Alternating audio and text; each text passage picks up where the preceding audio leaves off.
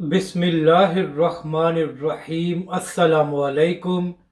मैं हूँ अली असगर और आप देख रहे हैं मेरा यूट्यूब चैनल। साइफ़र का गलत इस्तेमाल और उम्र कैद की सज़ा हो सकती है, इमरान खान के ख़िलाफ़ कार्रवाई। इस वीडियो में हम इसी के मुतालिक बात करेंगे। नाज़रीन करम, जब से आज़म खान का मुबैना बयान साइफ़र के हवाले से आया है तो उसके बाद हुकूमती वज़ीर एक ही बात कर रहे हैं कि अब यह बात साबित हो गई है कि इमरान खान ने अपने सियासी मकासद के लिए साइफ़र का गलत इस्तेमाल किया और रियासत पाकिस्तान को सफारती सतह पर नुकसान पहुँचाया है।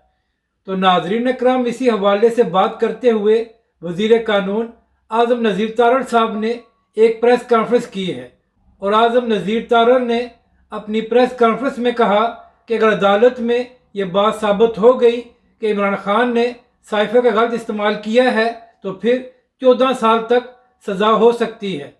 तो नाज़रीन कराम, जिस तरह हुकूमत साइफ़र के मामले को दोबारा उठा रही है तो इससे मालूम यही होता है कि इमरान खान के लिए मज़ीद मुश्किलात में इजाफ़ा हो सकता है।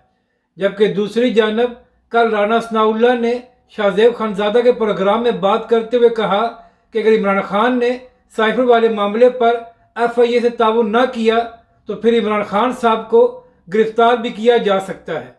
जबकि नाज़रीन कराम, आज इमरान खान साहब ने इसी मामले पर एक खिताब भी करना है, तो उसके बाद यह मालूम हो जाएगा कि इमरान खान साहब इसके बाद अब क्या बयानिया इख्तियार करते हैं और किस तरह हुकूमत को जवाब देते हैं।